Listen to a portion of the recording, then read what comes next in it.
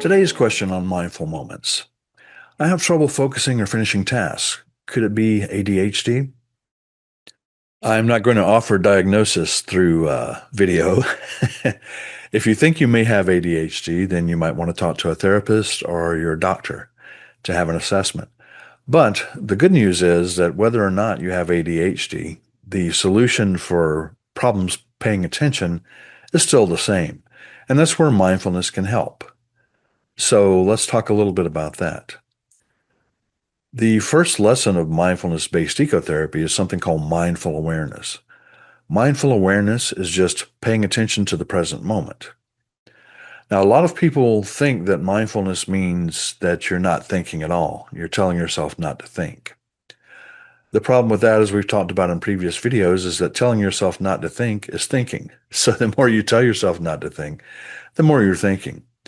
So it's not a matter of telling yourself not to think. What it is disengaging from the thought process and just observing and describing those thoughts while refusing to give in to them or to be distracted by them or to believe those thoughts necessarily to be true. One way that mindful ecotherapy can help is to think about ecological rhythms that help support focus. So, for example, do you feel more able to pay attention and concentrate in the morning or in the afternoon or in the evening? Are you better able to concentrate outdoors or indoors? What are the situations that help you to be able to concentrate better? One of the principles of mindfulness is the power of intention. The two questions of intention are, number one, what is my intention in this situation? And number two is what I'm doing, saying, believing, helping to support that intention. Think of it this way. Imagine I told you that for the next 10 seconds, you can think about anything in the world you want to think about, but pandas. What's the first thing you're likely to think about? If you're like most people, you're probably going to think about pandas.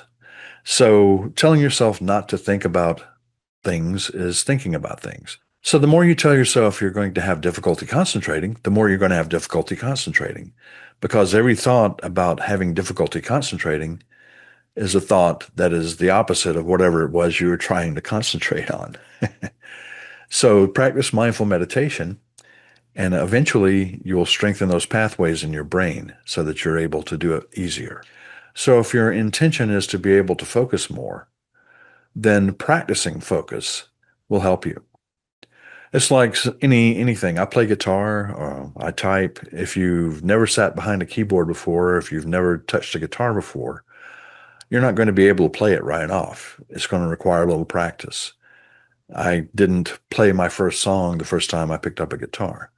So you have to take some practice and take some time to practice mindfulness, just like any other skill. All mindfulness is just another skill to learn. There's a thing in psychology called Hebb's postulate, and what that says is that what fires together wires together. So if you think of your brain as a wilderness, so to speak, and the first time you have a new thought, then you create a new path in your brain. The first time you walk down that path in your brain, you might think of it as blazing a trail through the forest. You have this little narrow path that you've just created. The more you send traffic down that path, the wider that path gets until it becomes a superhighway. So your brain works the same way. The more you practice mindfulness, the more your brain becomes wired to act and think in mindful ways.